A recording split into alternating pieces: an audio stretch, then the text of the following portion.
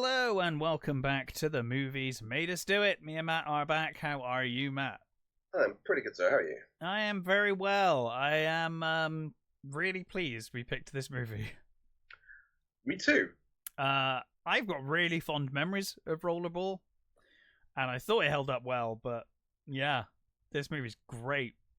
It holds up ridiculously well. It does, and it does something that is actually, I was reflecting on it. It's actually, in my mind, actually really unique for a film of its type. And I don't know if it will annoy people. It certainly doesn't annoy me. I actually think it's one of the biggest strengths of the movie. But usually these, like, corporate dystopian futures, they always show you the working class, the impoverished, the downtrodden, or it will give you a glimpse into that life. Yeah. This movie does not do that at all. It's like, no, here are the relatively privileged fucking dudes that are doing well for themselves. Yeah. And we just get hints of what the rest of the world's like. You don't see it. You just see the high society, and you just get the hints of what the rest of the world's I like. think it shows you that how awful it is for those people. And you just think, God, how much worse must it be for everyone? Exactly. Yeah. How fucking worse is it for the others? I was watching it and I was like, God, that's so refreshing, you know, to only see it from the privileged side and to see how awful they have things, like you say. Yeah. And then just get the odd comment about the rest of society. Yep. I thought that's a really nice and very unusual for the time, because, you know, things like Soylent Green and stuff like that, it was always, you know, yeah, we see that lower class, even if our protagonist isn't part of it, you know. Got everybody crammed in and all the, you know, the movements and all that. Yeah, you've got all that stuff in something like Silent Green, which. Even Logan's Run, you get the other side of the coin, you know. Yeah. Here, not so much. No. But when did you first see Rollerball? How did you first see Rollerball? So, it was a late night TV movie. I want to say it's probably the same for me. And I played the game Rocket Ball before I watched the movie. Mm-hmm. Which on the 64. Yeah. And I was way too young for it. It was just a case of I just wanted to watch the ball stuff, and all the other stuff was so boring and so dull, and I hated it. This movie. When you were a kid, yeah. Because it was a case, because you get the good thing about this movie is when it starts, you get all the setup and all the stuff, and then you get a full on match, and then for like a good half an hour or so, more, it's this sort of quiet movie, and you know, it's seemingly nothing happens. I mean, if you're until you're an adult, yeah. Yeah, exactly. When you're a kid, it's like this movie's so boring. When are they going to get back to the thing? So I didn't watch it again for a while, and then I watched it again sort of late teens. It was one of those sort of like, you know, Rollerball, and I was like, yeah, I've seen it. It was all right. Some of the game stuff was good. It's like, no, watch it again. So like, okay, I'll watch it again. So I watched it again, and it's like, oh, okay. Yeah. Right. Now I understand. It's like, my kid me was far too much of an idiot to get this movie. and yeah, understandably so, because it's not, like you said, it's not the game. No. You know, like you watch Running Man, it's 90% Running Man. Yeah. You know, you watch Death Race 2000, it's 80% Death Race 2000. Yeah. Here, Rollerball is only it's 2 scenes, right? Pretty much. No, 3. Sorry, 3. Yeah, it's 3, and you also get like the sort of almost constant hum of it in the party. Yes. In the sort of background of this sort of party going on, which is like, you know, it's sort of there as a presence, which is quite interesting.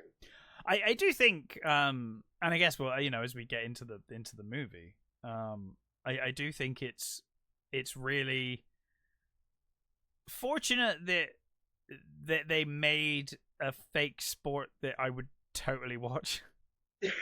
Yes. Do you know what I mean? It's like, if this was on TV, I would totally watch it. I mean, the thing is that when they made a fake sport that apparently the crew and the cast and people played during like. I'll bet they did.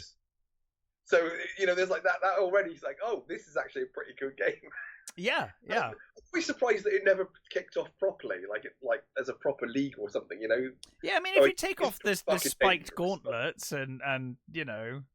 I think the biggest risk is probably the motorbikes. Yeah, there were a number of times where you could clearly see them dodge out of the way just in time before they get flattened. Yeah. It's got. That's the thing about it does have a really cool and interesting game that you would totally watch. But it has everything else to back it up. Well, I guess let's get into it. We get the title Rollerball with the music playing, and we see which I really like. You get that kind of the start of production.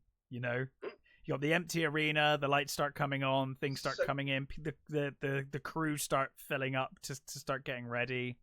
Yeah, it's a really good, believable, thing that these guys, that they're checking the lights, they're, making sure the magnet sort of works and all that sort of stuff, and it's just a sort of a nice little. I mean, I say quiet because it's not quiet because you've got the bloody backs. Yeah. Takata and in D minor playing, but which was one of those things when you're a kid, you're like, wow, it's the evil sort of Dracula music.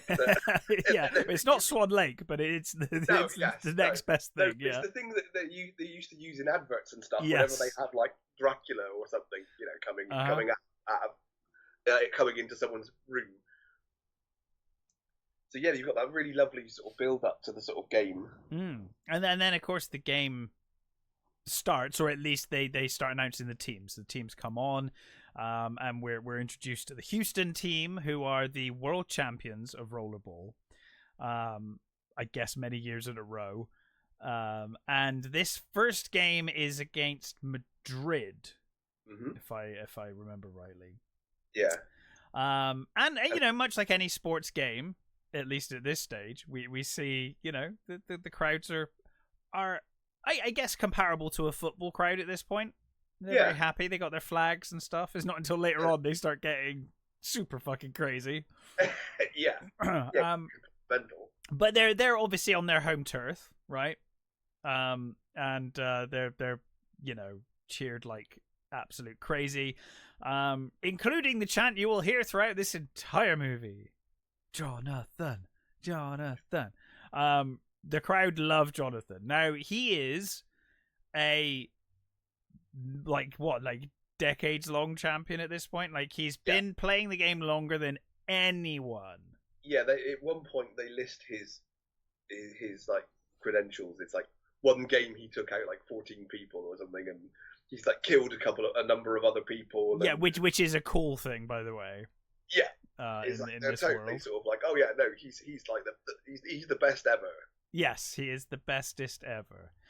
And yeah, so we're introduced to Jonathan just from him coming out and the crowd responding to him and his team. We see the evil corporate man. He's watching on. Yeah, John Houseman is fucking brilliant in this movie. He's so good in this. Yeah, Mr. Bartholomew is definitely one of those really good fucking corporate villains. Oh, for sure. I mean, every corporate person in this is suitably awful. Yeah. But he is terrible.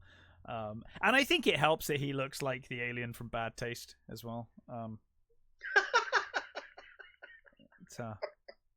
The thing is in my John Houseman, there's two visions I have of John Houseman in my head, and one is of him reading the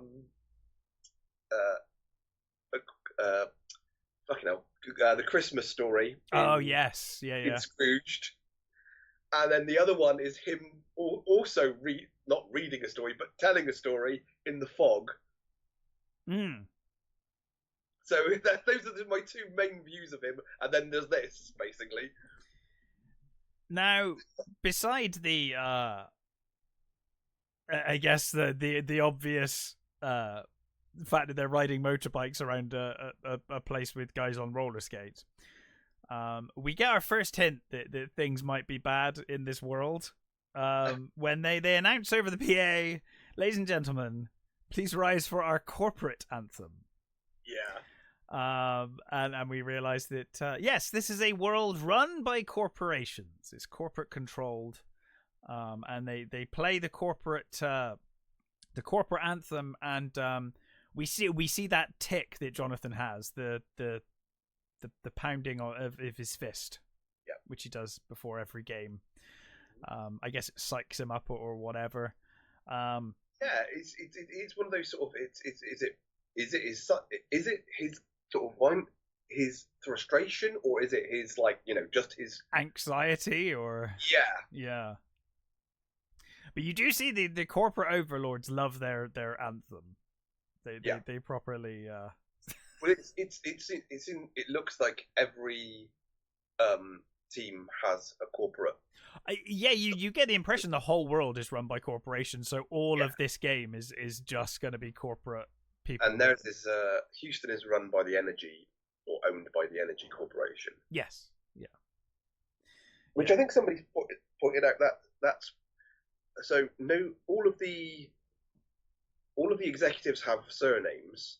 The others don't. They just have names, right, or nicknames like Moon Pie and that.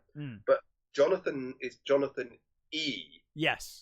And somebody said, is that because his Energy? Yeah, because he's owned by the Energy company. Quite possibly. That would make a lot of sense, because he certainly seems owned during this. Oh yeah, film. Yeah.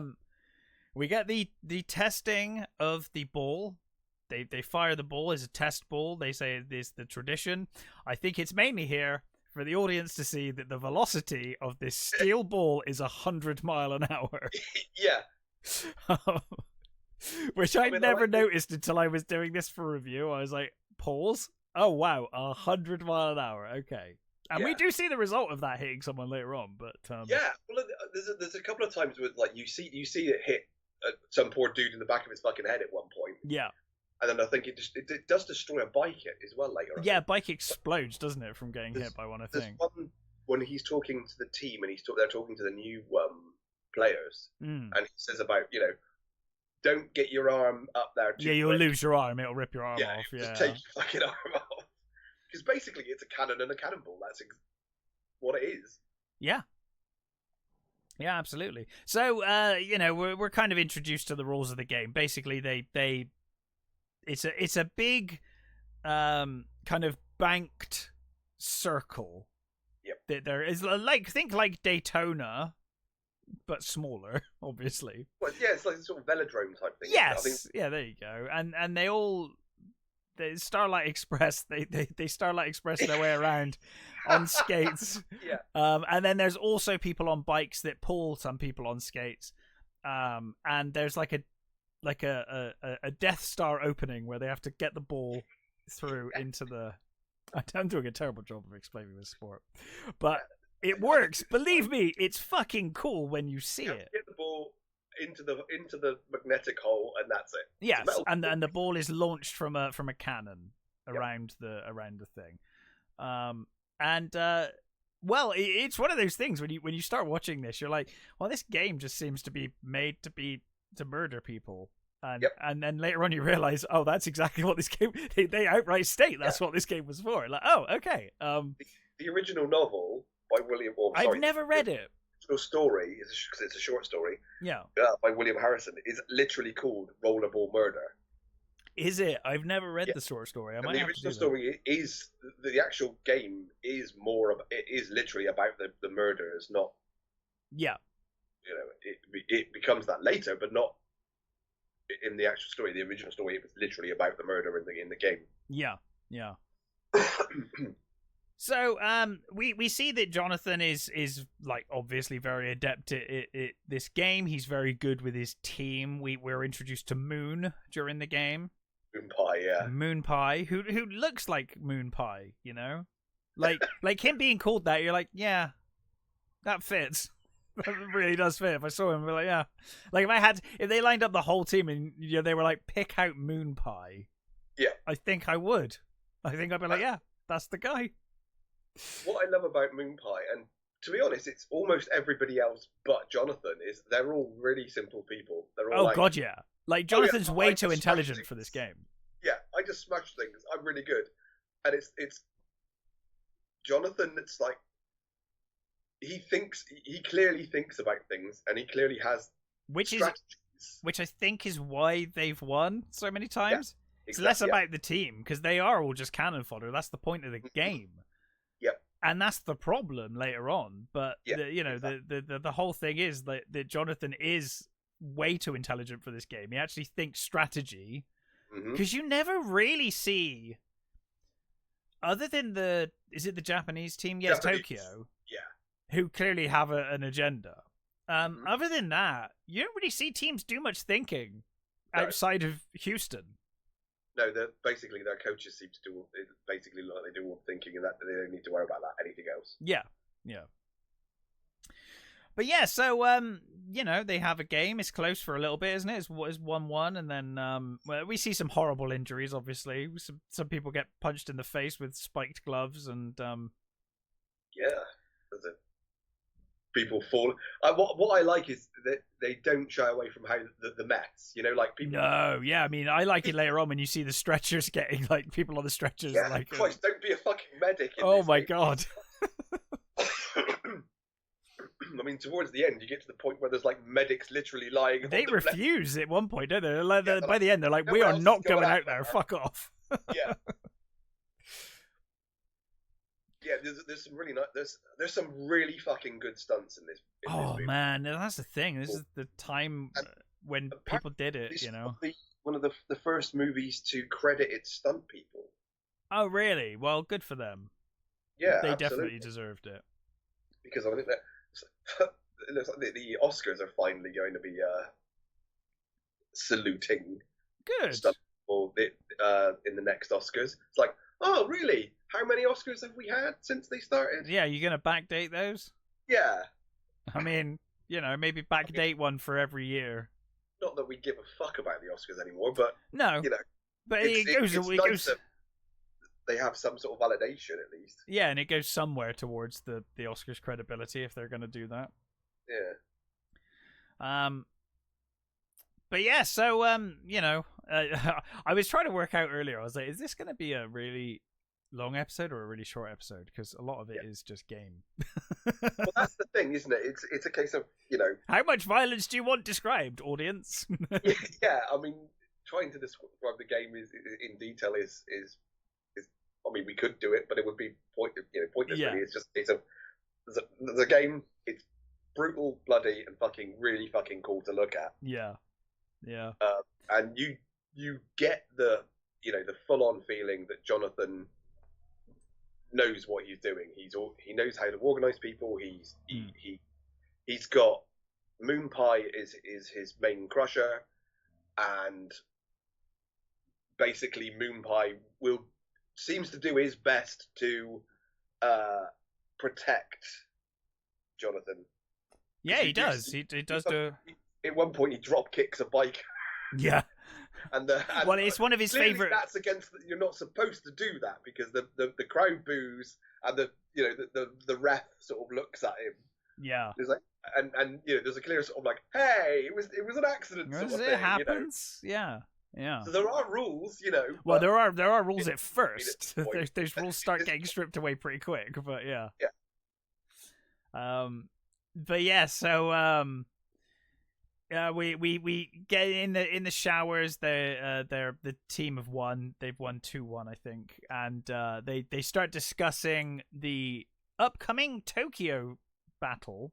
Yeah. With Moon Pie commenting about their height. That's all it's all he ever says is they're too short. They're not going to give us any problems. And Jonathan, he goes, yeah, but was it some like two short things can stack up and then overwhelm you basically? And he's like, I'm not worried. Foreshadowing. Yeah. But then Mr. Bartholomew comes in, of course, with the suits. And he says, they performed really well. They're really mean, and they're the champions. They're the best.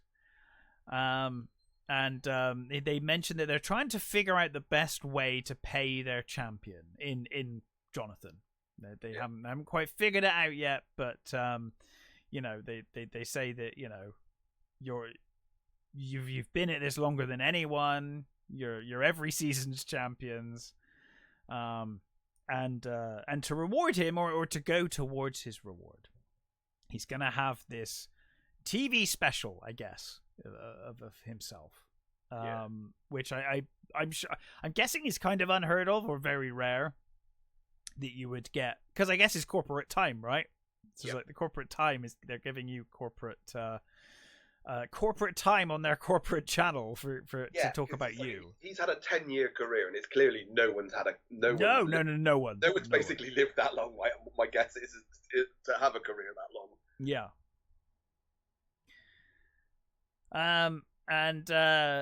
So they it's a really interesting. It's what I like about this is it sets up the whole dynamic between kind of the three leads, if you like. Yes. Not including Cletus, because Cletus isn't introduced yet. Yeah. But you get this. He comes in. He talks to the sort of the people, and Jonathan is sort of sat almost apart from the other players. He's with them, but he's sort of sat back, and he's sort of sometimes sat a part of them, and he talks to him sort of directly, and then Moonpie makes like a joke, and he offers him this drug that sets up the whole idea that this is how they control people, and this is how they've got these drugs that clearly everybody's fucking on. And he says, it's a nasty habit you've got there, Moonpie, and he says this sort of thing about how you players, because the game's brutal and it's wonderful, and it's a game with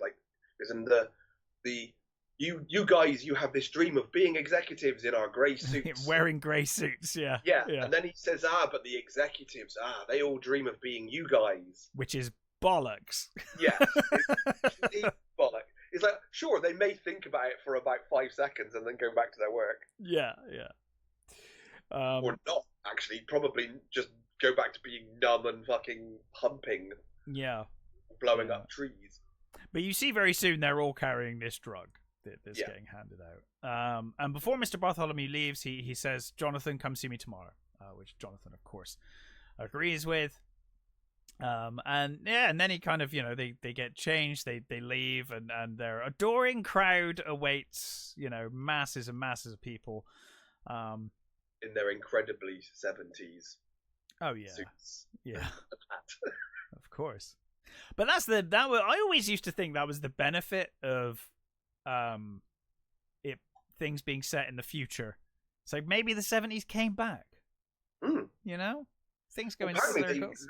All the extras, they paid a lot of the extras extra money to get their haircuts. Oh, really?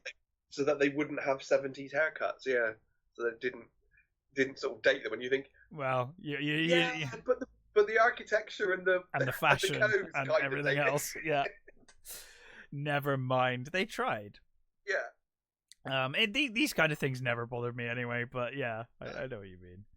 No, I mean, I think that's the thing as well, though. I think in my head, for a certain type of dystopian movies, they all look kind of 70s anyway. Yes. So it's that sort of, like you said, Logan's Run sort of, that sort of vaguely shiny, sort of weirdly plastic, synthetic looking sort of 70s that just works for the sort of future, I guess. Yeah. So the following day, as ordered, Jonathan turns up to, I guess, the Energy Corporation's headquarters. Houston is orange in color, and oh boy, is this office orange. I guess that's the corporate color, right? And he's taken through to Mr. Bartholomew's silent room. I don't quite know what the point of the room is. It's like his sort of meditation room or something, isn't it? Yes, and there's bits of glass, like almost like those like wind chimes, but just made of sharp glass hanging from the ceiling. Yeah. And I love that Jonathan cuts himself on it as soon as he walks in. Well, I think that, yeah, I mean, maybe I'm reading too much into it, but that's it. It's feels very much like, oh, everything here is sort of weird and artificial and shiny. Well, and it just shows that he's not from this world. Like it's dangerous to him to be in this corporate environment. It may be quiet and meditative, but it will cut you. But this is where I think this film doesn't get the credit it deserves, because I do think it's a much deeper film than people give it credit for. And there's a lot of visual stuff going on, like when they're shooting the trees later on, the kids shooting trees and stuff. It's all really well done. I think a lot of people haven't watched this film, but think they've watched this film because they've seen the trailer and they know it's about roller skating and motorbikes. Yeah. And they've assumed that that's all it is. It's a sport. It's a silly 70s dystopian sport game. Yeah, well, that's, I mean, certainly what I thought it was going to be. Yeah, so did I, and I was pleasantly surprised. But that is the the impression, I think. I mean, it's the thing as well is, especially with James Caan's performance of Jonathan E. He's so quiet. Yeah. He's whenever he's not playing, he barely speaks above a whisper. Yeah. Which he's one of those people though, that kind of character that speaks very little, so when they say stuff, yeah, it matters. And you can tell he's beginning to think about his life and what things mean and what is going on in the world. And it's only when it properly becomes a sort of, oh, well, what he's about to be told, that he becomes, oh, what's my purpose here? What am I doing? Why,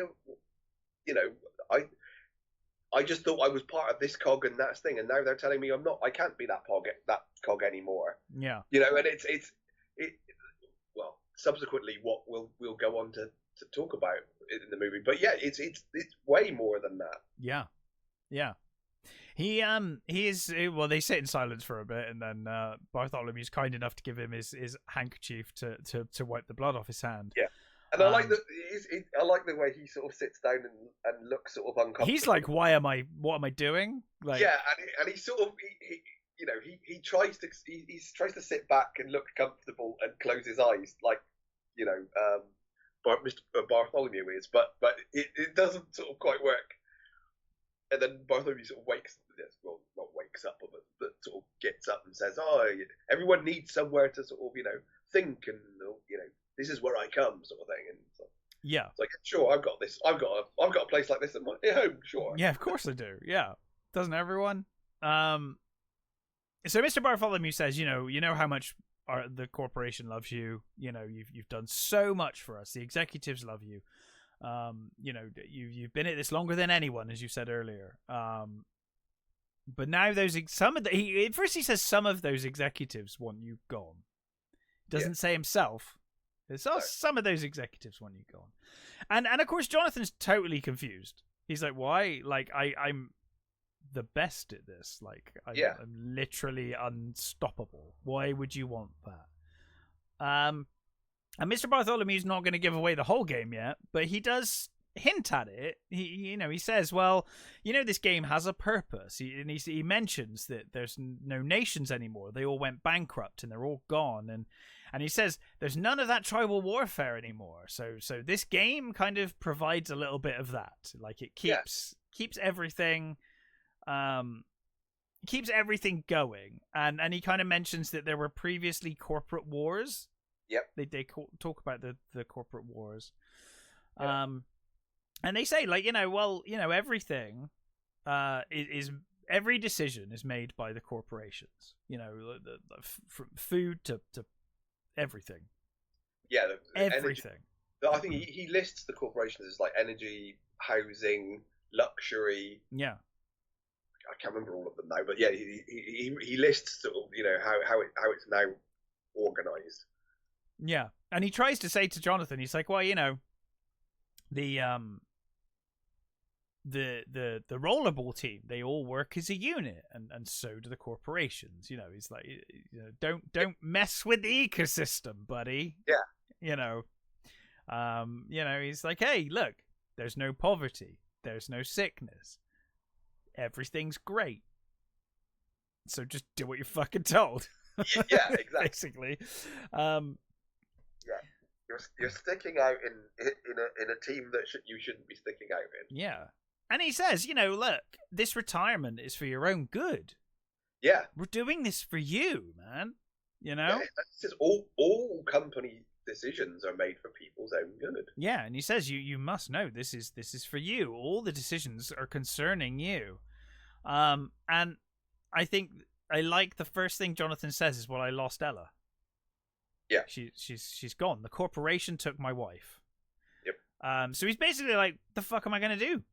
And I like the way it's sort of the first time he shows anger, and he says, an executive I told you before, I don't want to go over that again. That was before I was in charge of you, sort of thing. Yeah. It actually is the first time he kind of shows anger, isn't it? Yeah. Mm-hmm. But he says, well, I mean, we see it again in a minute when he goes home and he talks to Mackie, and you see that people clearly don't make their own decisions even about who they're with. No. They're put with people. Yeah. But he says, well, look, take a couple of days. You're tired from your game. And he says, go to your ranch, but think about it and understand it. Yeah. It's like, oh. Okay. Go home and think about it, and then just deal with it. And then understand the choice has been made, sir. The decision's been made. You got to live with it. And he says, I don't understand your resistance, and I don't think anyone else will.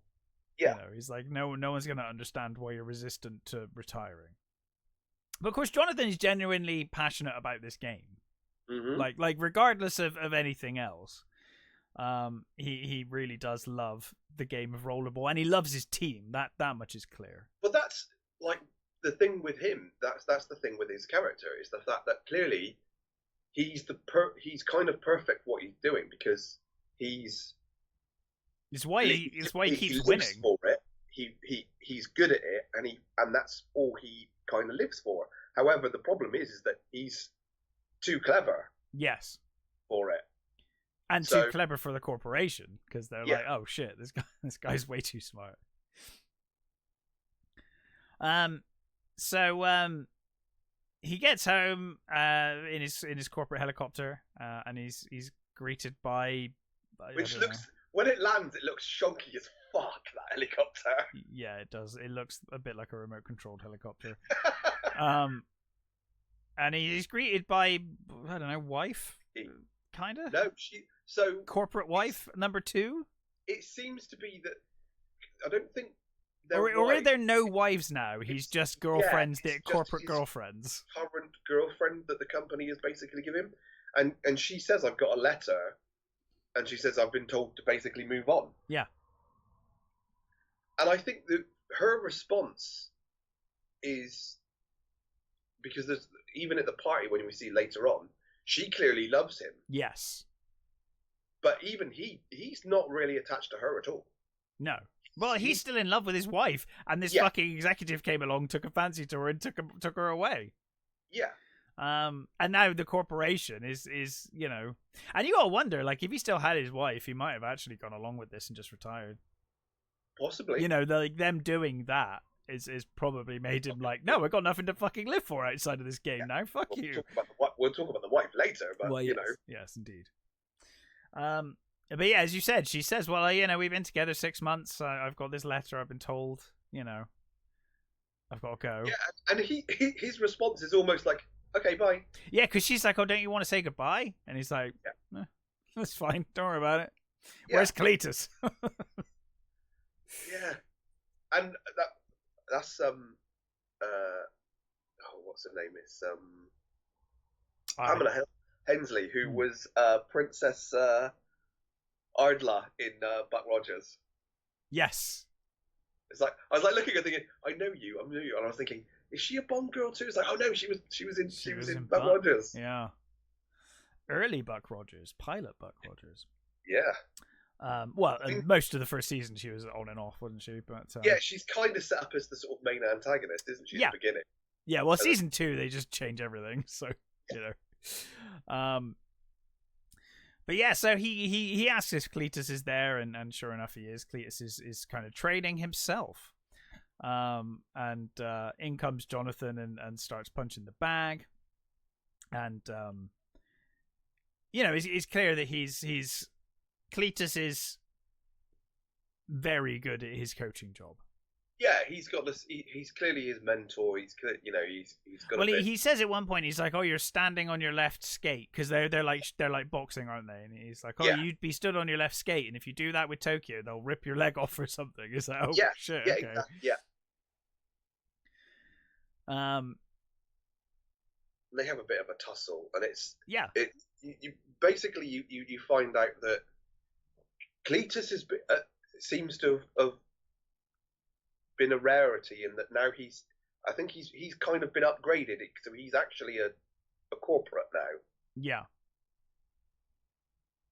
But he's still very much he still very much cares for Jonathan, and he's clearly not part of the so you must be like a very low level corporate guy, but yeah, I think it's like you're like a token corporate guy. I don't think in this world you would like. I don't think anyone from a lower class becomes corporate in this. I think you might get like a little level of like, yeah, I guess you're corporate, but you can't come to most of the meetings. You get a line. You're not allowed in these rooms though. You know.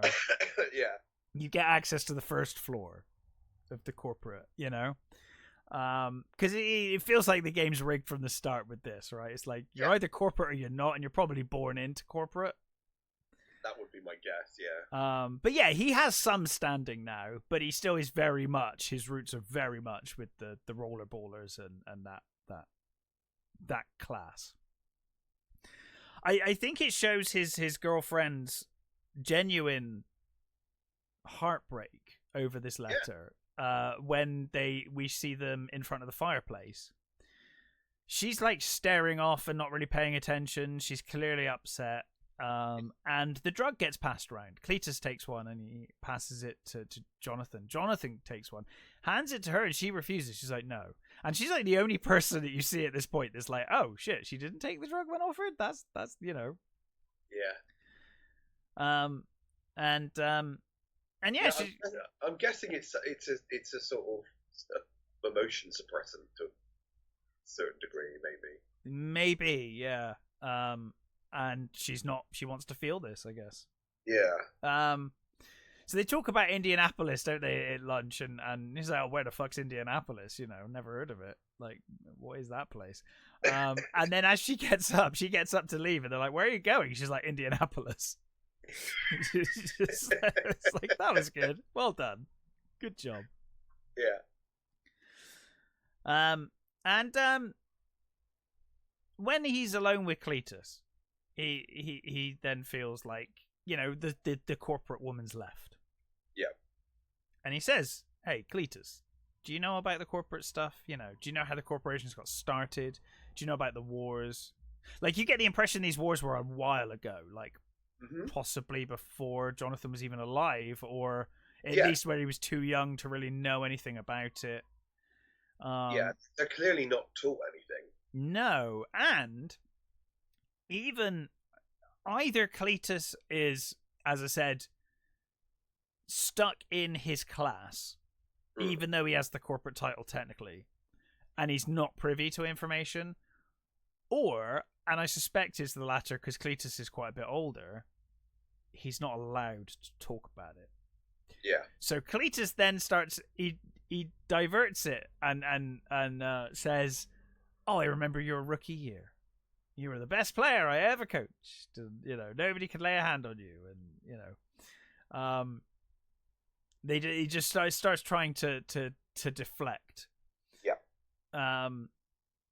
And you know, Jonathan's just saying, you know, something's going on with the game. I need to talk to you about it. I don't know what I'm meant to do. And Cletus is totally confused. And of course, Jonathan says, hey, you know, they want me to quit. And Cletus genuinely looks surprised. Like he you know, he's like, why the hell would they want you to do that? Like, you know, because he like, to everyone else, if you don't know the point of Rollerball, which we as the audience at this point don't know the point of Rollerball, you're like, why the fuck would you do this? Yeah. But then again, I guess they did do that with the NBA, right?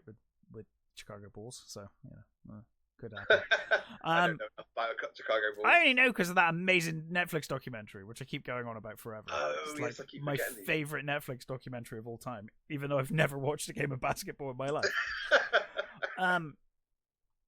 But yeah, he's like, why on earth would they do that? You know, and he says, you know, hey, you know, Cletus, could you find out, try and find out why this is happening to me? Like, where's the point? Why do they want me to get rid of me? Why, you know, why am I retiring? Basically. Yeah. And Cletus agrees. You know, he says you can trust me. You know, and we then cut to I don't know, next day after, whenever. And this is where we have the young team. The young kids are here, and I always thought this is a nice diversion from the real issue. Yeah. Because at this point, you're like, oh, is it just that they want a younger team? Is that the whole thing? They're like, oh, well, Jonathan's getting a bit old. We need to replace him with this young buck, with these young kids. These new kids are here. And I do think it kind of, it puts you off the scent briefly, where you're like, oh, okay, I get what this is all about. They just want a younger team. They want kids again. They want sexy young kids, not older guys. And that's the way they're moving. Which feels very corporate and totally works in the context of a movie like this. And weirdly, I think if they'd have thought about that, Jonathan might have even bought that. If they'd have said, maybe. You know, literally, if they'd have literally said, you know, you can only play a certain amount of time, as you know, there are, because he tell them there are rules. He keeps getting told that there are rules and stuff. And if they'd have said, like, oh, they would have made out, you know, 10 years is a long time. I think it's time we retire because, you know, you know, this is how it works. The young people come up, and then you move on and all that. Maybe if they'd have explained it that way, it might have worked a little better for him. You know, it might have. But the thing is it doesn't, because it doesn't seem that they've got that sort of in place. Because I guess nobody survived playing for 10 years before. That they don't have that. So it might have been slightly better for them if they would have explained it that way, but they don't. Yeah. I guess they've never had to deal with this either. Well, they clearly haven't had to deal with this before. So Jonathan's giving this kind of coaching lesson. He's talking about some of the other rules that we may not have picked up in the first game. Like, he talks about how they take out bikers, and they talk about how Moon Pie is a swooper, and that he hangs up on the side and he comes down to drop kick bikers. But he notices Manila, this young kid who is not paying any attention. And he says, "Hey, you know, what are you doing? You're not listening." And he was like, "Oh well, why don't you try and take me out? You know." And he does that great thing where he lets the guy come skating all the way around, and everyone's looking really nervous because he's got his back turned to him. Right at the second, as he's talking about the importance of seeing, and he's talking about the importance of paying attention and whatnot. Yeah. He ducks, and the kid just falls flat on his face. He's like, "Ears, they're important too." Yeah. And again, I love the way he never. Even when he's explaining to them all these things, he never shouts, never raises his voice. He still has that really quiet sort of way of explaining to them, which is so cool. It's such a, you know, I think it's a choice of you know, an actor and a director choice. I don't think it's a you know a bad decision sort of thing. You know what I mean? Because I think some people have said, "Oh, but James Caan's acting in that isn't really very good," and all that's like, yes, it is. No, I think it's perfect. he's doing a really understated job of being calm and quiet and thinking about what he's doing. And deliberately opposite to every member of his team. Yeah. Yeah, no, it's totally a deliberate choice, in my opinion. Mm. And I've seen him give other performances. He's not like this in everything. No, of course not. Like, you know what I mean? It's clearly a performance. So, Jonathan and Moon Pie go to the library. Yeah. And I love on the way in, Moon Pie's like, oh, when I get my corporate card, I know what I'm gonna buy. And they're like, he's like, what are you gonna buy? He's like, a receptionist. And he's like, why the fuck do you need a receptionist for? Yeah, a secretary. A secretary, yeah, a secretary. What do you He's need like, a secretary for? and he's like, well, I need one this high. This high. And they're in the sort of leisure place, isn't it? Yeah, it's like a leisure zone. yeah. And Moon Pie's like, I love being in the leisure zone. This is my favorite place, sort of thing. Yeah. So he heads to the library in the leisure place, or a bookshop, I guess, or whatever. And yeah, it's supposed to be like a central library sort of hub, isn't it? And he tries to order. He's requested some books. Yes, on like the corporate wars and history. Yeah. And the receptionist, the secretary or whoever their assistant. I mean, I think she's listed as librarian, but even she says she's not really a librarian. Yeah. Well, she says, "Look, I can't. These books that you've asked for are banned. They're outlawed. But we do have the fucking 1976 AI has transcribed it for you, so you can get a summary. You can get a summary of what's in the book. We've got the cut down versions, the edited versions. You can have the summary. But he says, "Oh well, you know, I really want the originals. I want the full thing." And she said, "Well, I can only offer you the summarized versions." And he says, "Well, the computer that summarizes this, though, where's that?" And she says, "Oh well, that's in the Washington, Geneva. Geneva. Oh yeah, that's right, it's Geneva. It's the central computer in Geneva has all information. Yeah, all information has been given to the computer in Geneva." And he's like, "Well, then you're not really a library, are you?" Yeah. And it's like, "No, not really. It's like I just sit here and do and type things on the thing. That's my job." Yeah. Like, well, you're fucking useless, basically. Yeah. And as they leave, Moon Pie is just like, "But Jonathan, if you want to learn stuff, just get someone to teach you stuff. Use your corporate card." Yeah. Jonathan's like, "Fucking Moon Pie, you're not brain dead yet. What are you doing, buddy?" Yeah, no, I think that's the thing. Moon Pie was already brain damaged. Yeah. Well, I would rather believe that, because fucking Jonathan gives Moon Pie a fate worse than fucking death in this film. Yeah. It's like, fuck you. If any of my friends ever did that to him, oh my god, that is the worst thing you can do to someone, you fucker. Yeah. I know he did it out of love, but it's like, Jesus Christ. Yep.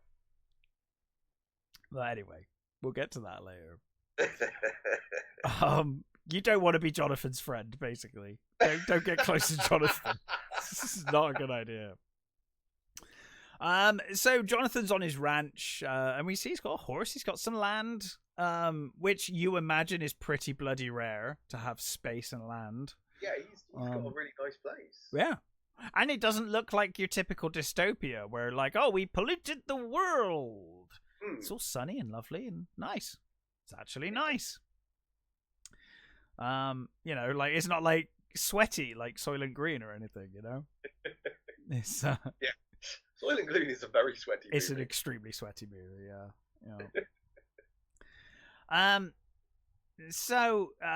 Jonathan then he heads home to his futuristic 70s apartment with big 70s screens in wood paneling. It's great. Yep.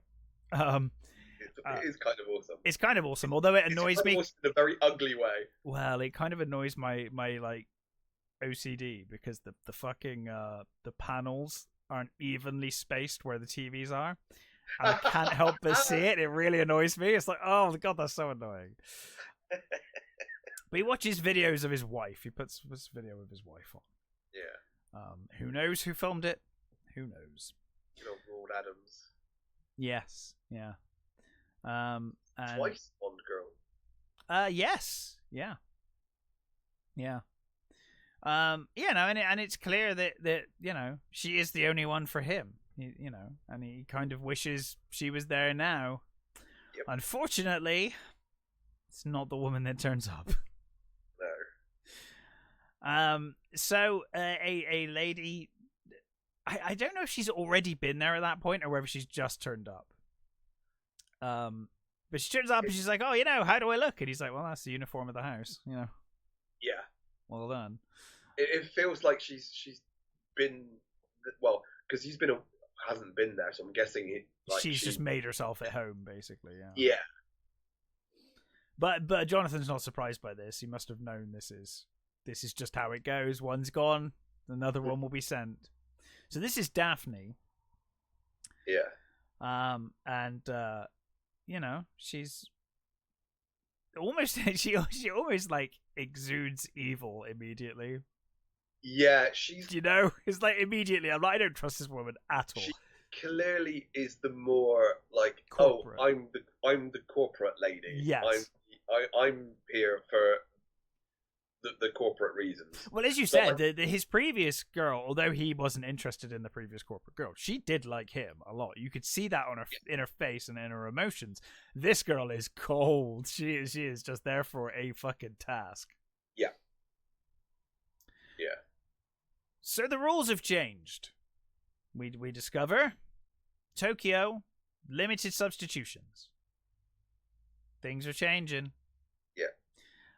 And the argument is that's what people want to watch. People want to see less substitutions, and you know, they want to see more altercations, and they want to, you know, no timeouts and less substitutions or something like that. Yeah, that's right. Yeah, I forget because the rules keep changing from this point on. Yeah. And yeah, but they say, well, you know, all this means is a change in strategy, you know. And they say, you know, don't try and score yourselves.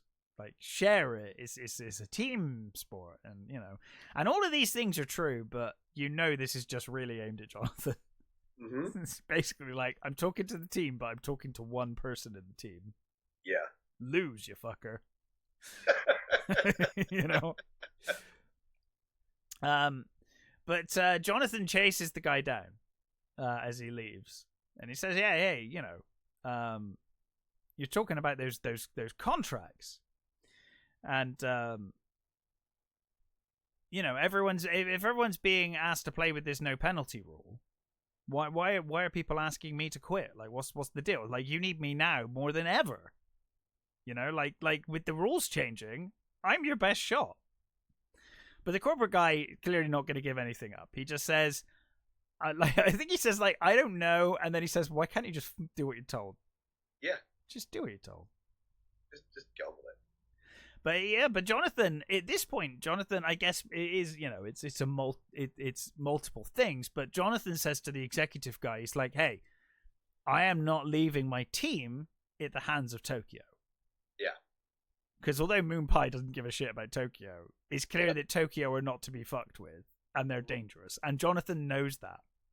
Yeah. Jonathan is way too concerned about his team to leave them now.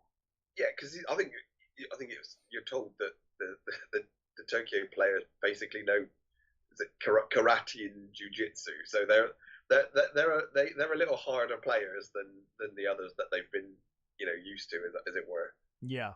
Yeah. So Jonathan heads to the TV set for his special, and we have the off-screen director. Yeah, his new girlfriend. With his new girlfriend, and they're kind of like setting up the shots and whatnot, aren't they? Mm-hmm. And he offers his wife a pill.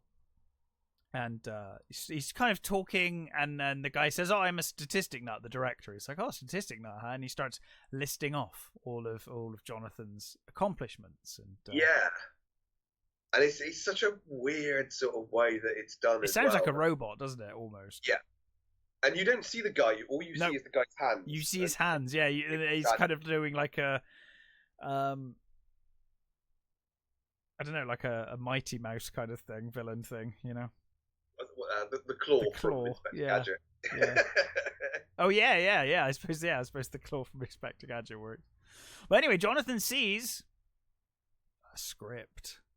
Yeah. An electronic script on the screen. And he's like, what is this? He's like, oh, hello, Pauls. My name is Jonathan E. Smile. Smiles, yeah. And he's like, you know, is this for me? Like, what is this? And then the director says, yeah, this is your retirement announcement. You know, you're scheduled to say it all over the world. This is ready to go, buddy. We've written out for you. And it's at this point that Daphne's like, what fucking pill did you give me? She's like, I'm feeling a bit fucking weird. Yeah. And he says something like it is like pure aphrodisiac. You'll be fine or something like that. Yeah. Just go with it. I think he said something along the lines of it. Yeah. And I like the way at first, you know, he sat there in this sort of chair and it's all a bit of a joke to him, and it's all sort of like, you know, he's listening to the sort of stats and things. He's not really paying much attention to it. It's just there. But then when he sees the script, he's like, hang on a minute, what the fuck? It's like, you know, the whole thing, his whole sort of demeanor changes, and it feels very much like the producer or whatever he is of the show is sort of goading him. Yeah. So, you know, like basically sort of saying, you know, look at all your achievements, isn't it? All these statistics and stuff. Isn't it time you went away now? I think you've done enough. It's time for you to go away, isn't it? Yeah. But he starts talking to Daphne, and he says, "Oh, you know, I've been thinking about you, Daphne. You know, I've been thinking that maybe you've been briefed on me. How much have you been briefed on me?" And then he says, "Oh no, you look terrible." It's like, "Oh, you look really terrible. Come on, let's take you back. You know, because you're clearly very ill. You're clearly unwell." And of course, we do see that, of course, not the director, but watching the director is Mr. Bartholomew, and the other guy. I forget the name of him, Rusty or something like that. Yeah. So they were both watching on, so they were all in on it. We get the gym stuff where we get the guy who the poor guy who has to tell them about Tokyo, and Moon Pies just doesn't give a shit. No. This guy's been brought in. He's like, dude, I'm an expert in my field. I've been brought here to try and bring you up to speed on the Tokyo game, and he's just having none of it. It's Robert Ito as well, who I remember mostly from Quincy. Yeah. From Quincy. And I like they've got this sort of the boards behind him, which have got like points and things with it. These are the spots that'll try and hit you and all that sort of stuff. And I love the way they just basically just go, Houston. Houston's like, we're Houston. It's like, we don't give a fuck about the Japanese fuck up sort of thing. Yeah. And I love that you just get that. It just it almost just goes to a close up of the poor fucking one guy that has to fucking the coach's face. He's just like, well, what? Fuck it. What was I supposed to say? You know, he just sort of stood there, poor fucker. Yeah. And we then cut to the big house party, and everyone's in tux and dresses and real swanky occasion. And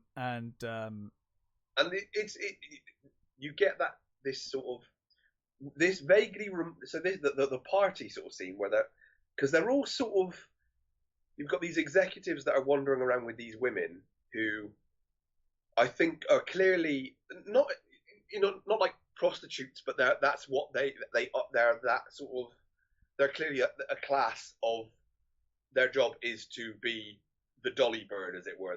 They're there to do, what kind of Daphne and that were. That you get the feeling that they're kind of assigned to them almost, and they have that.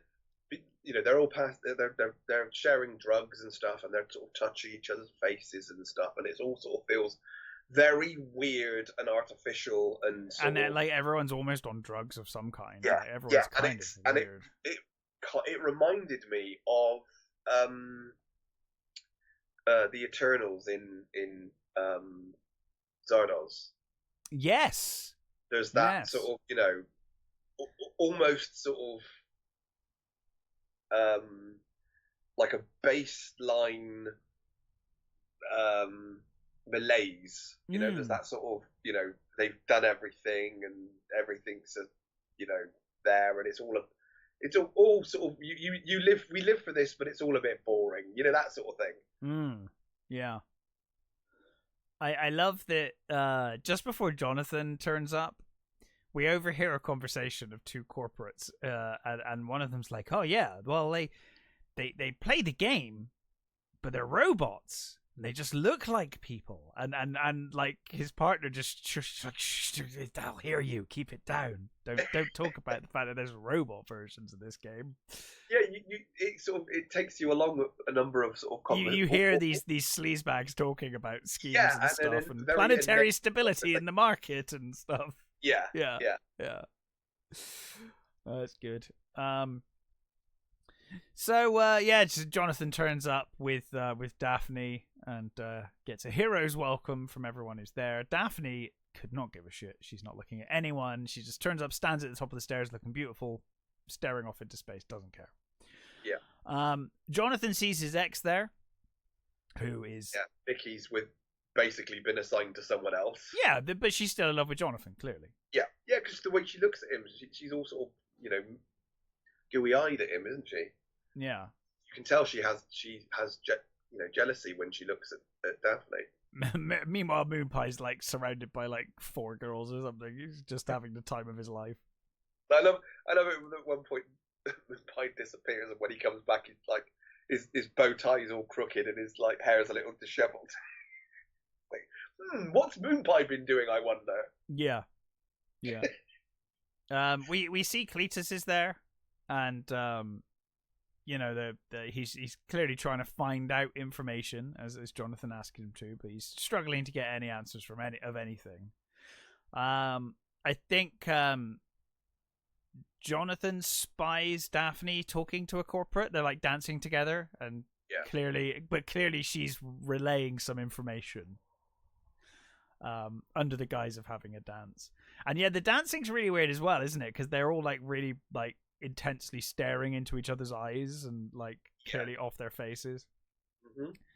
Mr. Bartholomew turns up as assholey as ever.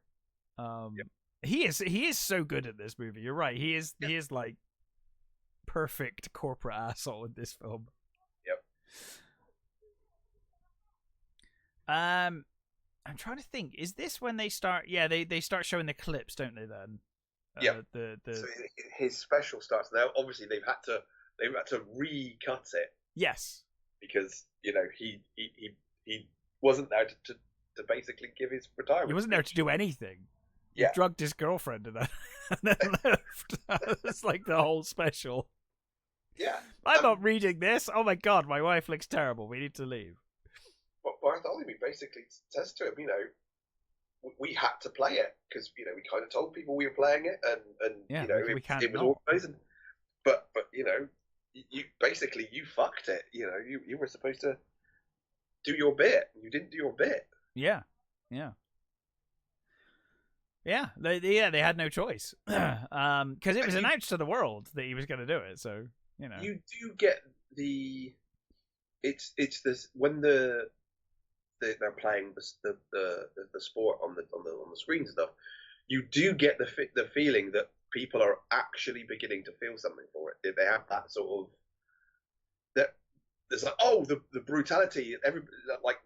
It's there. It's holding their attention basically more than anything else is. Yeah, and they're on drugs. Yeah, So they clearly have, like, despite the drugs, they are clearly meant to just dope them up. They have genuine interest in this game. Yeah. And we get some long stares from Jonathan and his ex across the room as well.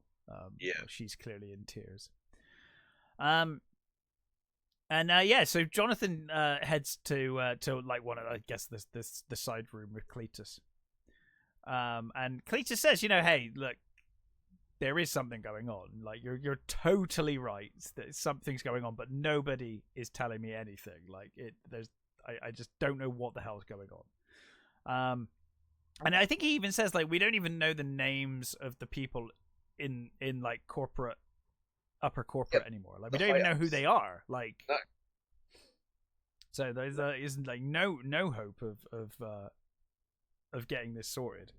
But he does say, like, you've clearly ruffled feathers, especially Bartholomew. And Bartholomew is apparently getting pressure himself because Jonathan's refused to retire.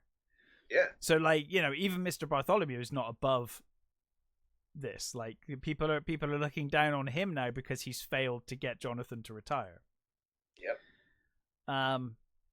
And he says, look, this whole thing, he's like, nobody's said anything, but they're afraid of you. Like, they're afraid of you the whole way up the corporate structure, above Mr. Bartholomew. Everyone, for some reason or another, is scared of you. Yeah, you're clearly ruffling feathers and just, not towing the company line. Yeah.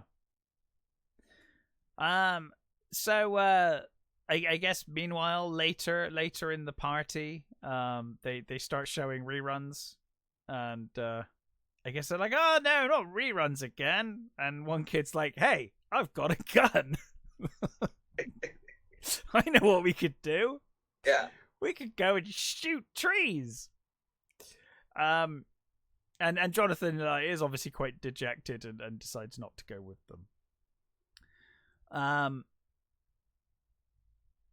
So Jonathan heads off to talk to Mr. Bartholomew. And I think this is one of the best scenes of the film. Mm-hmm. Mr. Bartholomew basically says, well, look, I've given you time to consider. And you know my position, you know our position. And he says, look, the reality is no player is greater than the game itself. Right? The game is a team sport, and it's set up to be played as a team. It's not about you. It's not about one person. It's about the whole team. And he's like, oh, you know that, don't you, Jonathan? And it's like, of course Jonathan fucking knows it's a team sport. He's like the fucking leader of the team. Like, yeah, exactly. Like, like team sport is what he does for a living. Like, I'm sure he's aware. It's a bloody, it's a sport. And he says, look, you are not going to play Tokyo. You're never going to play again. And Jonathan says, well, fine. I want concessions, though. And I love Bartholomew. He's like, well, I am a corporate asshole. I love making deals. If you're going to make a deal, you're talking my language. Yeah. But of course he says, well, okay, I want to see Ella. And he's like, oh, that's not going to be easy. Yeah, he's like, oh Christ, why do you want to see her, sort of thing? It's such a sort of a boring inconvenience for him. It's like, no, again with this. Like, yeah. What is your deal with her? He's like he doesn't understand love or emotion whatsoever. He's just totally confused as to why you would care. Like, he's like, well, what the hell to deal with this? I'm a robot. I don't understand. But there's this whole this whole thing is the interspliced with the shots of these kids shooting the trees, which I love. I think it's a really cool imagery, and I love that it's like. It's sort of like a lightning gun, isn't it? It's like you get that. Yeah, it's setting the trees on fire as it hits them. It's sort of that has this sort of electric crackle when it fires. Yeah. And of course they're all like, ooh. They're so fucking dangerous with it as well. They almost shoot each other and all sorts of stuff. It's like so reckless. It's like drunk party goers, playing roulette, isn't it? They're just sort of swinging this bloody clearly gun that could completely incinerate them if they actually got hit. But it's just, again, it's just another boredom relief thing. It's oh, look at the shiny. Yeah. And I like the way that it cuts in with sort of Jonathan, talking to Bartholomew and looking. He's sort of looking out of the window and the sort of he's seeing the explosions, isn't he? Yeah, the fire sort of like he's flinching away from the sort of fire and stuff, and it's that really cool sort of juxtaposition that you have of him just like talking quietly to Bartholomew while outside there's just explosions and shit going on. It's yeah, but it's also like because Mr. Bartholomew's talking about you're not going to play Tokyo. You will quit. You'll be forced to quit if you don't quit. Yeah. We'll retire you if you don't retire. And we're kind of seeing that with the trees. These trees have been there for like hundreds of years or whatever. And now these kids are just fucking setting fire to them and killing them. Yeah.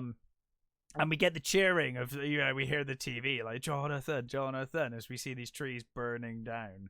And Mr. Bartholomew says, look, the rules have changed. It's too late now. It's happening. And, and he's like, well, then I'll see you in Tokyo. It's like, I'm not going to leave my team out to dry. I'm going. That's the end of it. And Mr. Bartholomew loses his shit. Yeah.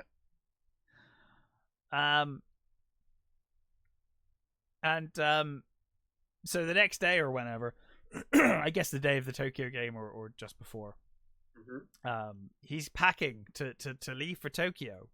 And I love this guy comes in and he's like, oh, I'm sorry, sir, you've been ordered to go to the Energy Corporation headquarters. And Daphne's like fucking almost gleeful. She's like, oh, so you're not going to Tokyo then? And he's like, no, I'm still going to fucking Tokyo. It's like, that's not happening. And I love the way she she tries to intimidate him, and you think, love, you're a stick. What? Well, he does. Do you think? How are you gonna intimidate him into giving up? He does get terrifyingly physical at this point. He kind of breaks. He grabs her by the throat. Yeah, and he cuts her with the he scratches her face with the gauntlets. With gauntlet. Yeah. And it's like, don't try and intimidate me, love. It's like, fuck. It's like, you are not cut out for this shit. And he says he heads out to the helicopter pilot or his assistant, and he's like, hey, make sure my stuff gets to Tokyo. I'm traveling with my team this time. I'm not going on the helicopter. I'm going with the team. And so he arrives with his team, and I love how you can tell this was not meant to happen, because the way the Japanese team look at them when they see Jonathan is like, oh, what? Okay. Oh, so that's not what I got. I thought they have literally been told, kill him.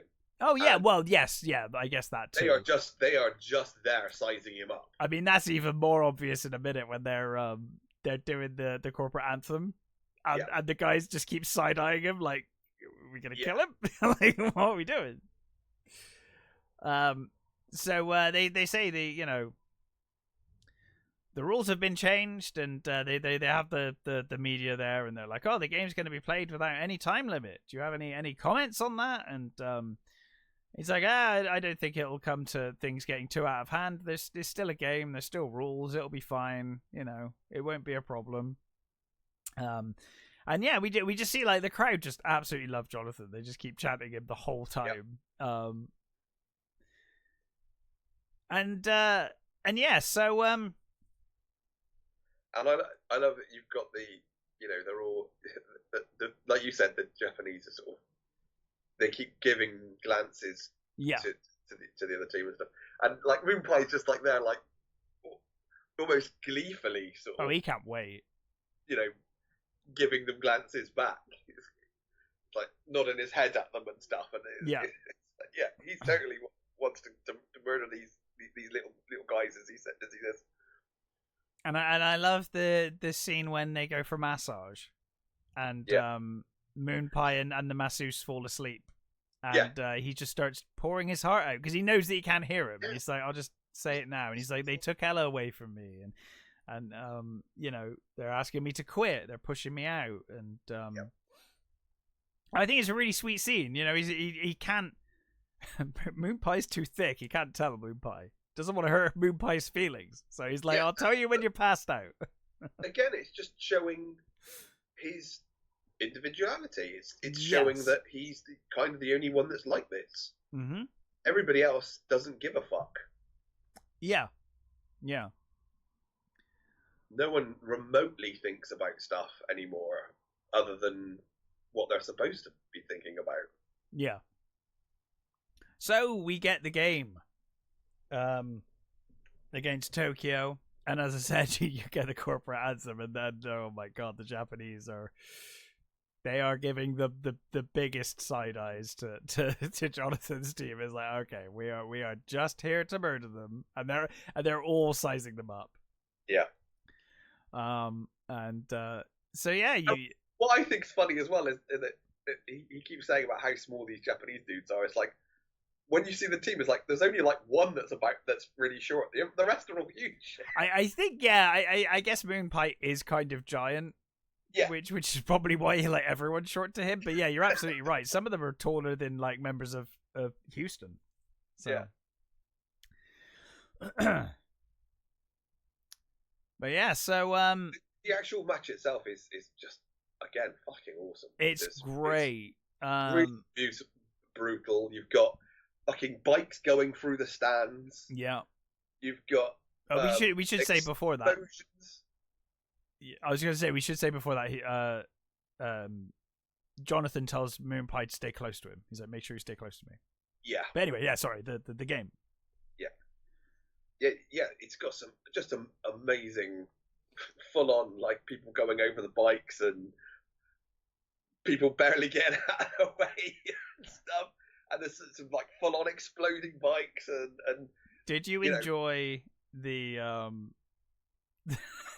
the Japanese punching as they skate around and doing their karate skating? Yeah. At the start, when they're like, "Look at us punch as we go." Yeah. And you've got the crowd doing the punch kata, haven't you? That like calling out for. I think they're saying "do your best." I think is in Japanese. Right. We see the ball, by the way, is being shot at like 210 mile an hour now, or something ridiculous like that. Like, it's just ludicrous. But yeah, this game is amazing and brutal. Yeah, you get, you get this sort of tit for tat thing going out. It's like every time, one of the Japanese players takes out one of the Houston team, they take out one of the Japanese guys. And I love on the board, you've got the names, Yeah, the names turn on, the lights go out, don't they? Yeah, it's got like it's a great visual. 5 white sort of like lights in a line by the name, and then when they're taken out, the other side of the name, a red, or instead of a number, a red light goes on, and the white line just slowly goes. Disappears as it goes down, and it's a really cool visual of that's that one gone. Yeah. And you get the 3 that because they try to take out Moon Pie. They try a couple of times to take out Moon Pie. Yeah, they try. But of course, Jonathan's still there, so Jonathan helps him each time. Yeah, Moon Pie takes out 3 at one point. He takes out a bike, and he takes out, I think, two of the players. You get the one guy that you fucking gets death, doesn't he? Jonathan goes down. Yeah, but I just want to call out the one guy who I think is this game. I think Moon Pie fucking floors him, and then he gets hit in the fucking face with the ball. Because the ball gets launched, and it's just going around, and just hits his fucking knocked out face. Yeah, it's like Jesus Christ. But yes, finally they managed to to injure a few of them, including Jonathan. Mm-hmm. We see a couple of times that the Japanese are just basically punching the fuck out of people now.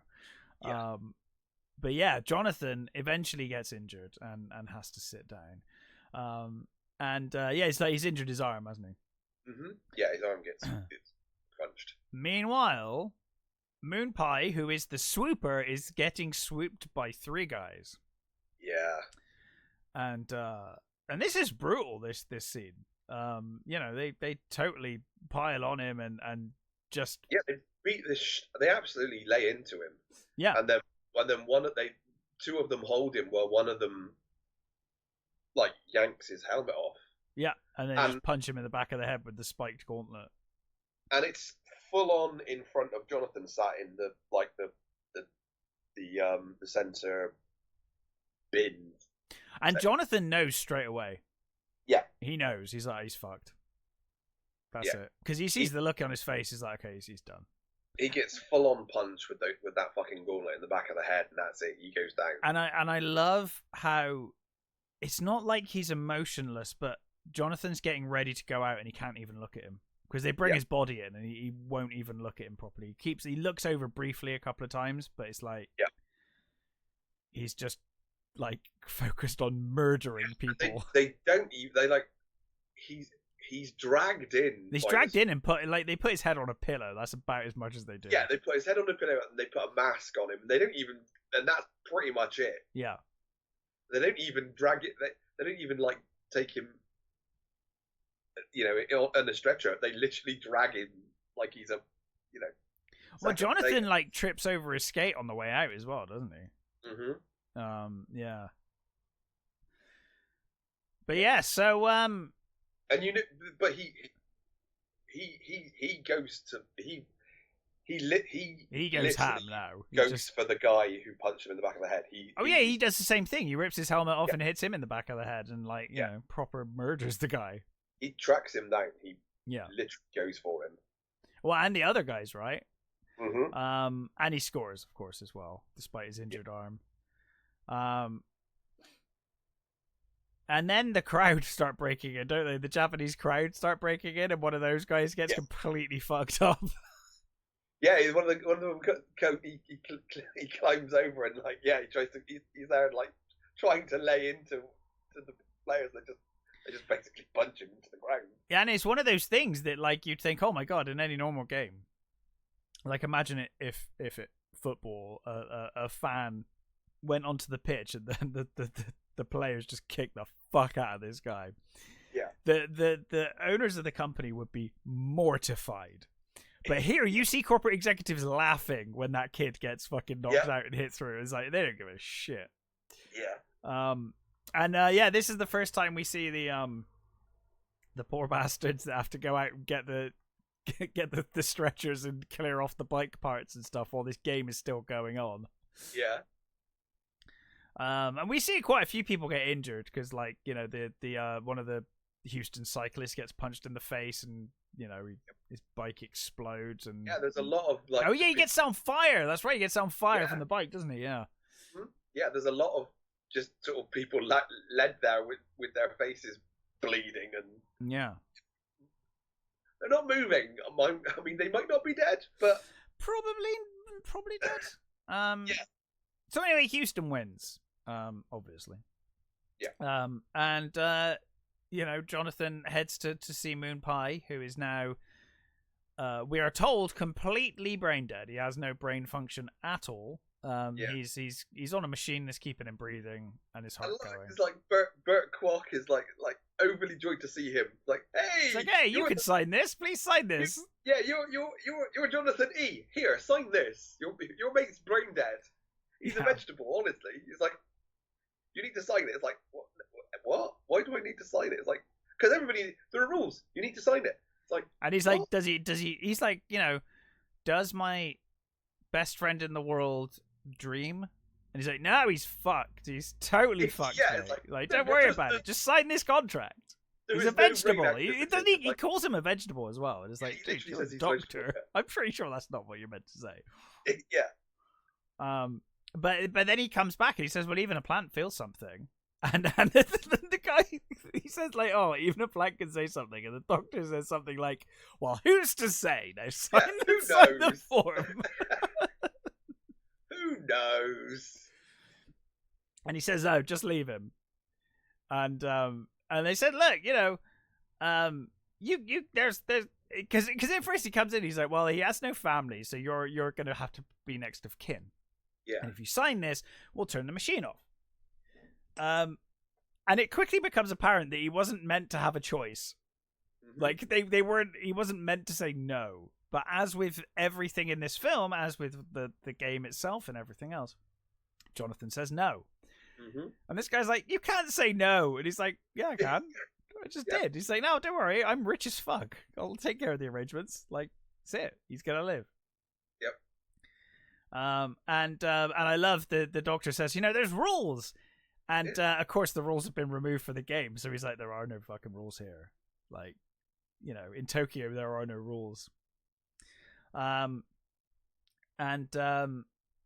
yeah, so Moon Pie is airlifted out. And he kind of charges Cletus with looking after him, doesn't he? Yeah. He says, let me know if there's any problems. And he's like, no, don't worry. I'll take care of it. And he also mentions Geneva, doesn't he, as well? Mm-hmm. And yeah, so now it is the scene where we discover the reason why they want Jonathan to leave. It's not the young kids. It's not that they want to replace the young kids.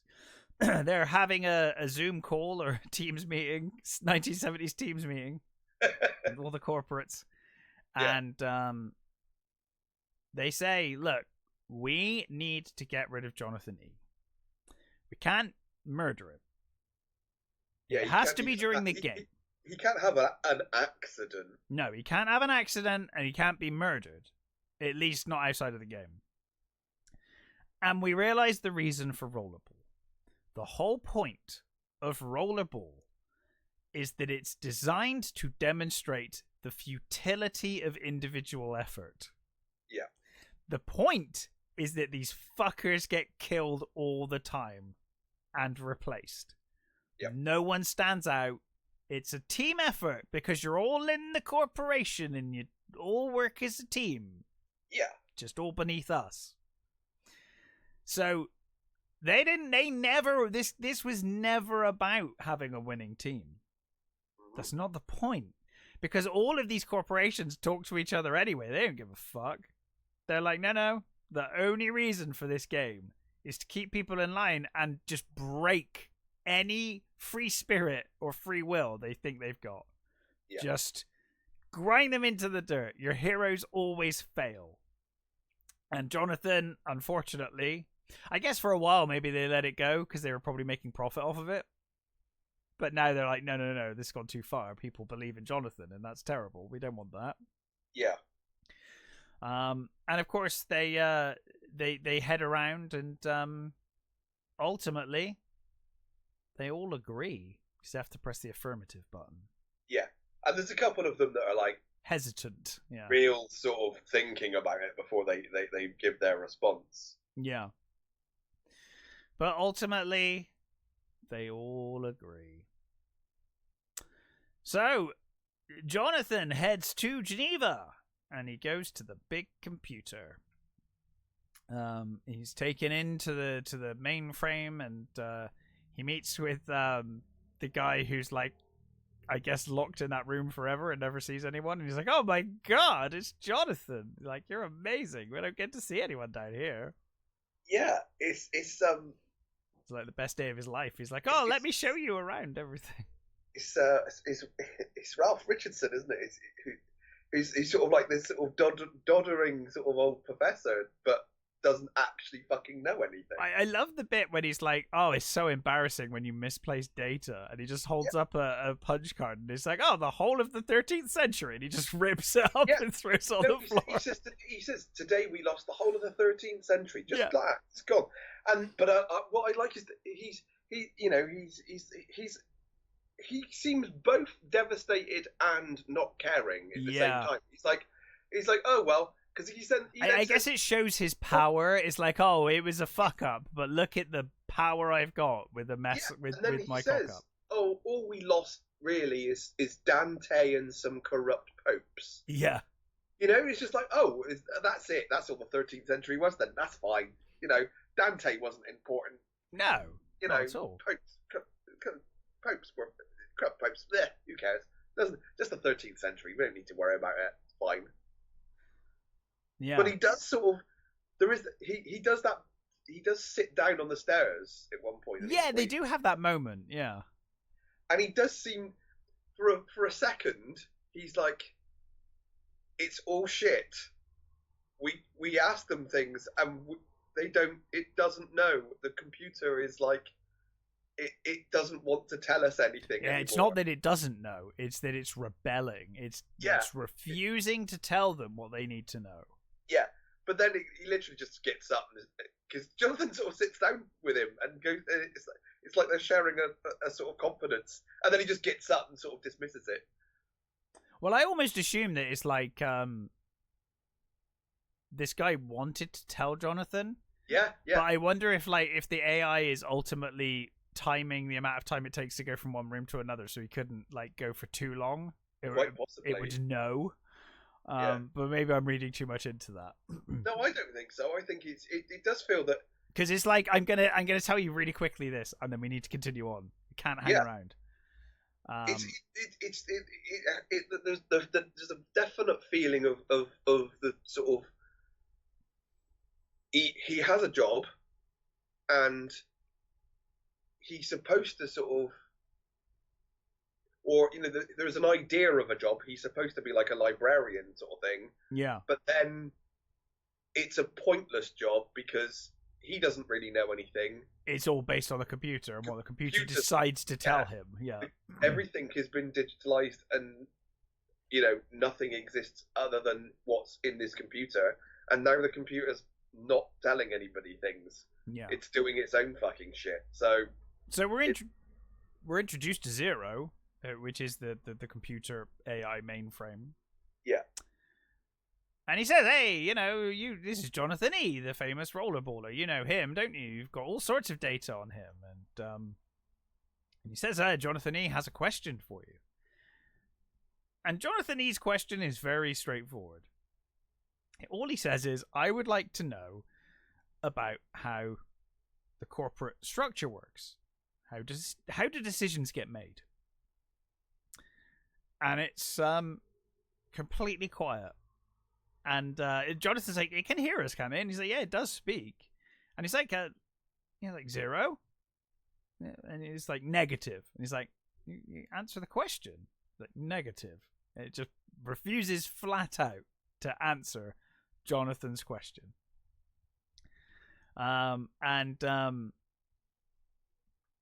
It basically just says, some vacuous bullshit. What is this? It's something like, corporate decisions are made by corporate executives or something like that. It's just like, that's your fucking obvious answer. It's that's just it. Just the way things are, you don't need to know anything else. I'm not telling you anything else. So it basically just refuses and just starts talking crap, and the professor guy just starts kicking the machine, and he's like, just fucking work, you bloody machine. And you see the machine got it's got boiling water inside of it, and it starts going red, and it's like because the machine's angry now. It's angry at answering these questions. Because he say it's like a water cooled thingy, and he says about all the information. It's all liquid now. It's all flowing through this thing, and it's it's all the data's there, and it's all floating everywhere, and it goes to where it's needed, and it's all like. But clearly, it doesn't anymore. No. Well, he gives up, and we see a helicopter landing at his house, and Jonathan's getting ready. One of the shots I really like in this is a real incidental shot, and it's looking at Jonathan through the window, and in the background, you can see pictures of kids. There's 2 kids. They never explain who they are.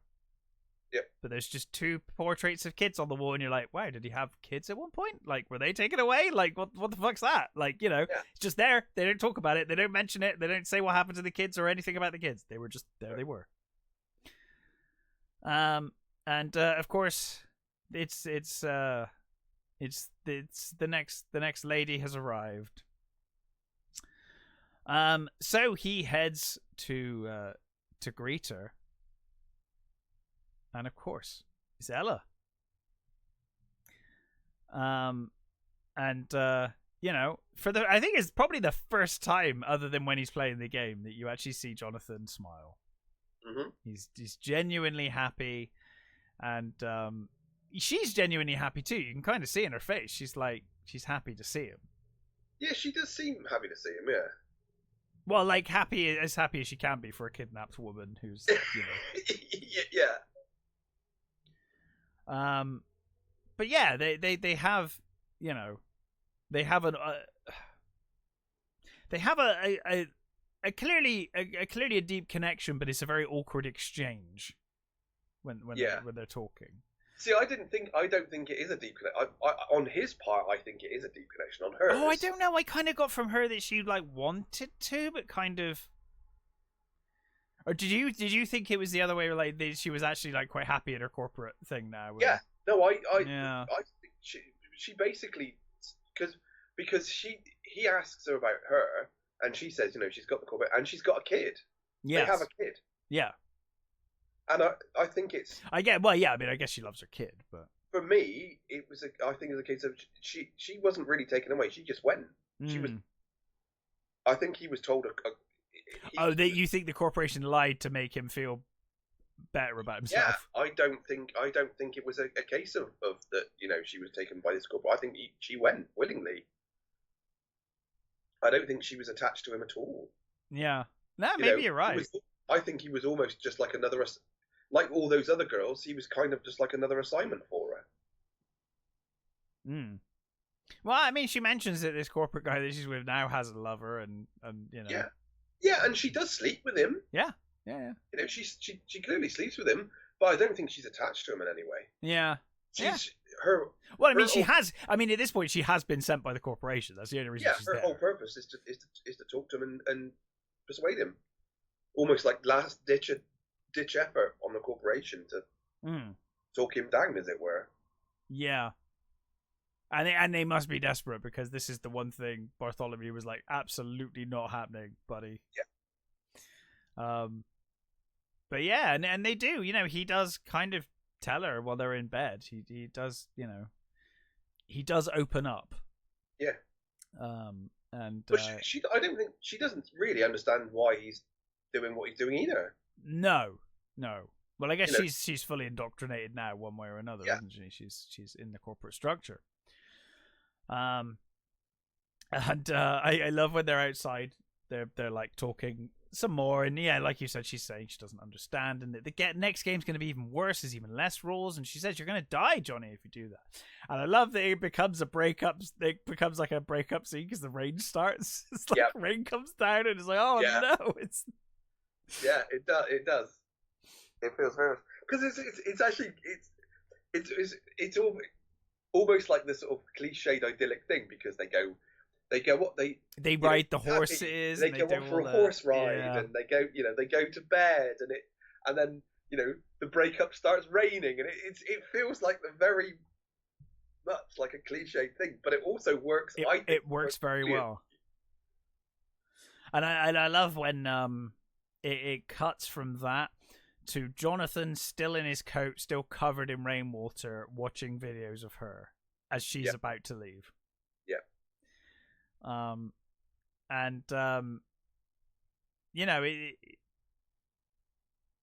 She says to him, like, you still don't understand why I came here, do you? Like, she's like, you just don't get it. And Jonathan says, you were the only person I ever wanted. Yeah. All I wanted was you by my side. He says, I just wanted you to be on my side. Yeah.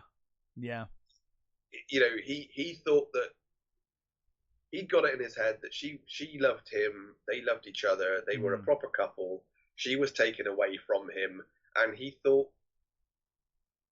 she was the one. She thought she was going to be the one that would understand why he thinks the way he does, and no, she doesn't. No, and then he presses the erase button. Yeah, just erases it, and that's that. That's the last thing. Yeah, it's really sad. It is really sad, and it is like they did it to like, oh, maybe he'll fucking suicide if we. Yeah. Do you know what I mean? Like maybe if we take, maybe, and they know he wouldn't do that outside of the game, but maybe we'll make him broken-hearted enough that he'll be so goddamn reckless. Yeah. That he won't think straight, and he'll get himself killed or purposely go out of his way to kill himself. Mm-hmm. So Jonathan visits Moon Pie and tells him he's stuck in his meat prison forever. Yeah. He's like, well, my friend, this is you forever. Enjoy the rest of your life. He's like, long after I'm dead, these machines will still keep you breathing, friend. Yeah, it's my god, it's so horrible. It's like, wow, you really haven't thought about that, have you? No, it's so horrible. It's like I know that Jonathan means well, but it's such a horrible thing. Hmm? I mean, I guess the only thing we can hold on to is that hopefully the doctor was telling the truth and he is completely brain dead and there's nothing going on. Yeah. Like, that would be a small mercy, because Jesus Christ, this is a fate far worse than death. Yeah.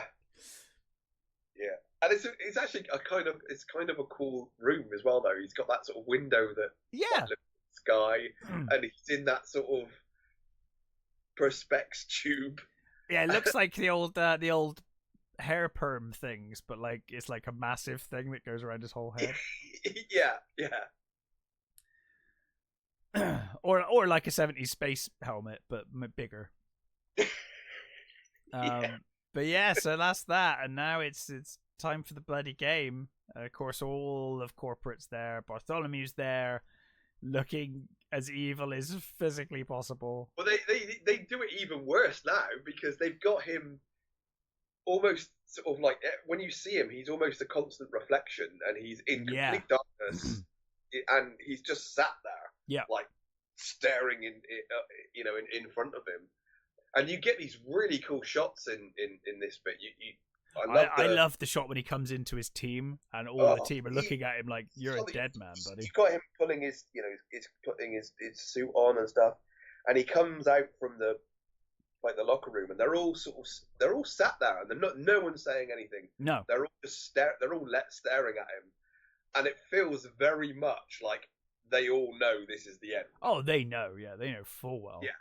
And then they also probably know that it's not just going to be him; it's going to be them too. Yeah, they're all going down. Like, and no one says anything. And no, they're going to go out as a team. They're going to go out as a team. Yeah, and you do get that really fucking cool shot of him coming up that corridor. Yes, with the guys flanked by the rest of the team. That's awesome. That shot. Yeah, it's really fucking cool. And do you know what? That's another thing I really like about this movie. There's no one in the team that betrays them. It's not like, oh, this guy fucked us over. It's like, no, the team is the team, man. The team is the team to the end. They never betray each other. They never rat each other out or do anything, sell each other out. They're like, no. Yep. The team's the team right up till the end. Yeah. So, I mean, I guess the rules have changed to now there are no rules. Yeah, basically, it's basically the rules are now murder. The last one standing wins. Stuff, and you're all killing each other. Pretty much. Like New York gets the memo. Just kill everybody. Well, the New York crowd are even chanting like, "Jonathan's dead. Jonathan's dead." It's like, oh my god! Like, everybody knows. So again, you get another brutal. Oh, well, the most brutal, arguably. And even more full-on explosions where they don't clear the fucking...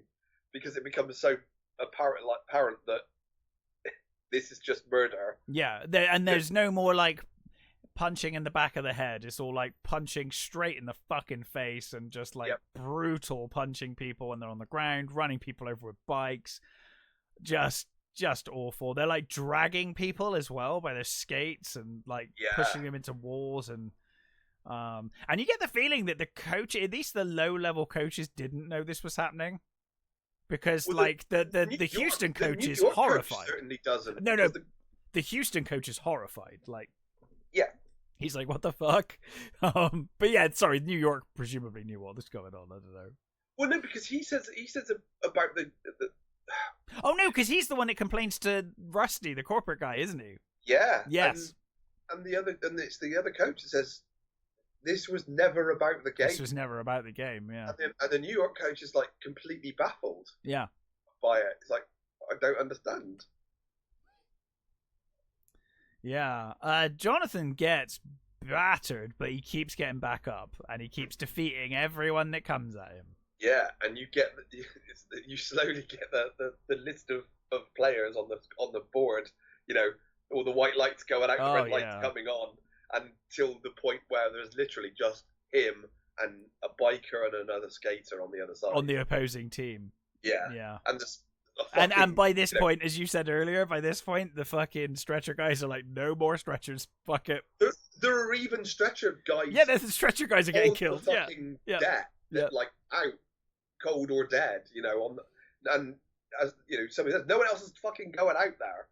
No one's going back out there to try and drag these poor fuckers back. Yeah. And you've got this almost one whole section of the bloody course is completely on fire. Yep. And they just start cycling round. Yeah, and as you said, it's down to these three guys now. It's Jonathan versus two. Mm-hmm. And I love that Jonathan makes sure. He's like, I'm going to go up to where Mr. Bartholomew is literally sat. That's where I'm going to hang out, and that's where I'm going to rip the throat out of this guy. Yeah. And does he break his neck on the pole or on the barrier or something? Doesn't he? Right in front of him. He smashes him over the barrier, doesn't he? The biker. Yeah. He gets him down. Full on breaks this poor fucker. And I like you get this moment where the guy left on the bike, because he's going to go up against Jonathan now, and Jonathan spares his life ultimately. But I do like that in this moment, the biker looks like he's like, fuck this, I might leave actually. Like he has a moment where he looks like, maybe this is enough. Like maybe I'm done, Yeah. Briefly, he's like, this is the end, isn't it? Yeah. Yeah. He's like, maybe I should just fucking leave. But of course he knows he probably can't. So he rides up, but he had the high ground, so that was silly. Jonathan takes him off his bike and he beats the absolute shit out of him. And then he grabs the ball. And he holds the steel ball above his head. And, he's going to bring it crashing down into this guy's skull. But he refuses. He has a moment. He decides, nah, not going to do that. And, he takes off his gear. And we just see him completely bloodied and battered. He has survived yet again, much to the annoyance of Mr. Bartholomew. Yeah. And he puts the ball in. He scored, right? They won, technically. Yeah. There was no game, but he won the game anyway. He was the only person to score. It just wasn't rollerball. And everyone starts cheering. And and even the opposing team starts cheering, and even some corporate people start cheering. But I was gonna say, it starts with the corporates, though, doesn't it? Is it the corporates who started? I thought it was the crowd, but I think the corporates. It might be. Like low. He starts really. Oh no, low. You're right. He does. He starts it as almost like a whisper, like he's scared to say it. But yeah. So the whole crowd starts cheering. And he takes his victory lap and he goes round. Yeah, and it just kind of pauses on him coming around. Yep. And that's it. That is Rollerball. I love that movie, man, and it has aged so well. It's so watchable. And it's fucking. It's genuinely scary. The whole idea of history's just gone like that. Yeah.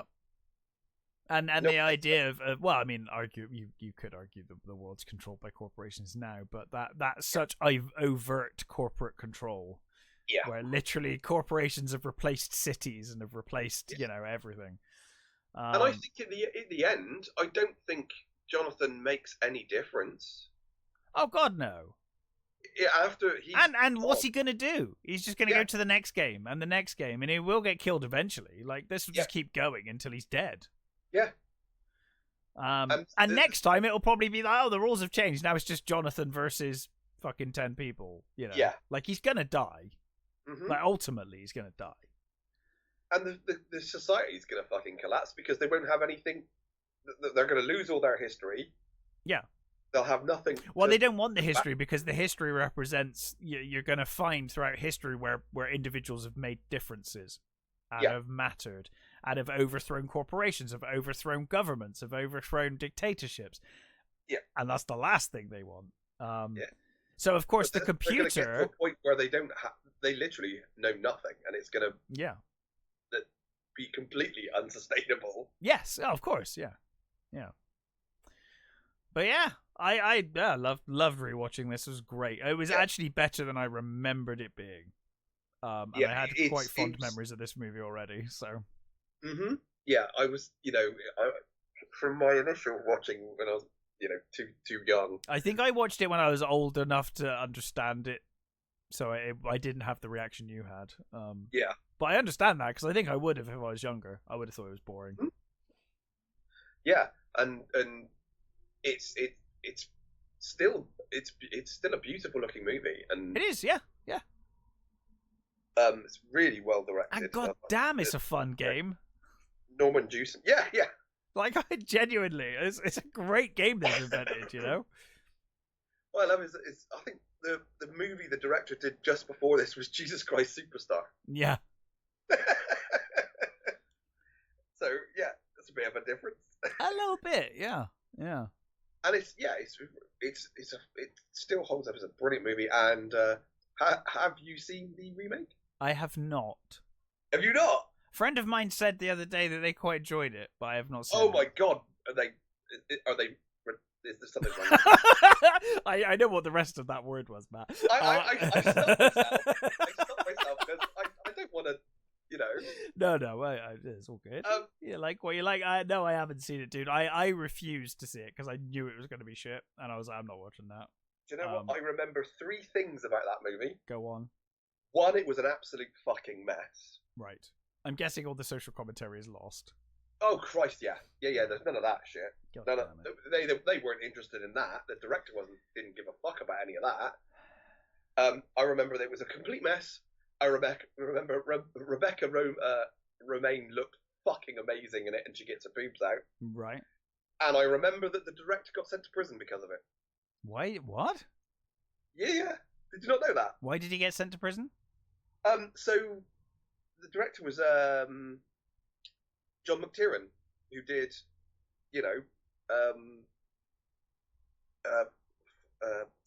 Predator and Die Hard and The Hunt for Red October and stuff like that. So apparently, the story goes, the original script for it, right, was an amazing. It was supposedly solved some of the problems with the original.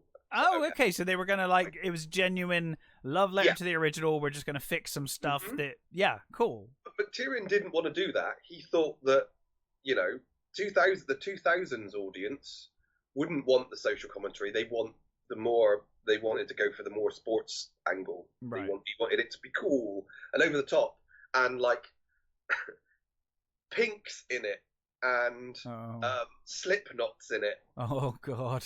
And this sounds so 2000s. Oh dude, it is one of the most 2000s movies you can possibly got. Like the soundtrack has got Pod and Drowning Pool, Jesus, and Rob Zombie, Fear Factory, Green Day. So it sounds like Devil May Cry. Fuck's sake, it's got that that early 2000s stuff, and so there was this weird back and forth between McTiernan and I think one of the producers or something. Right. So he had him wiretapped. What? Yeah, and the FBI were investigating it, and he'd hired some sort of private investigator to wiretap this. I think his name was it Charles Roven, one of the producers of the film. Right. And then he lied about it to the FBI. Right. So the FBI were like, "Well, we know you're fucking lying. We know we prove it." So basically, he got like a massive fine and like a year in prison. Oh my God, I had no idea. Yeah. It was a complete fucking mess. It's a terrible, terrible movie. Oh, imagine going to prison over that. And that's it, exactly. I mean, I guess that's not what he went to prison for, but still, No, it's still related to such a terrible stain of a movie. And I don't think he directed a movie again. Wow. I think that's his last movie. It's kind of his, like, end legacy, if you like. Damn. Yeah, I've never seen it, so... I honestly do not fucking watch. I'll take your word for it. It is... I mean, like I said, I don't remember it terribly well. Yeah. I just remember it being an utter mess. There's it didn't look like it was going to live up to the original, so I'm not surprised. No, it's fucking, fucking awful. As I said, the only thing I liked about it is Rebecca Romijn in this sort of black bob with tight outfits on, and that's kind of it. Sure. That's the only good thing I remember about that movie. Well, otherwise it's terrible. That was Rollerball. But Tyrion also did 13th Warrior. I love that movie. Me too. I love 13th Warrior. One day we will do 13th Warrior. Oh yeah, that's on the list. That's a silly movie, but it's very good. A silly movie. It's a fucking awesome. It's a very good silly movie. Yeah. One of my favourite silly things about that movie is when he learns languages in what looks like 10 minutes. 10 minutes, yeah. I know it's meant to be fucking over many seasons or whatever, but the way it's cut, it looks like he sits there one night and is like, "Oh yeah, I listened to you, and now I know your language." But people, I know that there have been people that have learned languages that way and have just literally listened to them and gone. Oh yeah, no, that works over time. But it's no. My favourite silly thing is he takes a Viking sword and grinds it into a scimitar. Into a scimitar. It's like, yeah, that's fine. That works. There's nothing dodgy about that. There's nothing dodgy about that. You can definitely grind a Viking sword into a scimitar. It's fine. It's fine. It's absolutely fine. It was worth it for the joke after it, so it was fine. Yeah. Was it, he says to him, "If you die, can I give that to my daughter?" Yeah. Oh dear. Anyway, that was Rollerball. Highly, highly recommended. We will be back next week with our usual new movies that we've seen. I haven't seen any yet. Matt has, but I'll find some. Don't worry. And until then, stay safe, take care, and we'll catch you next time.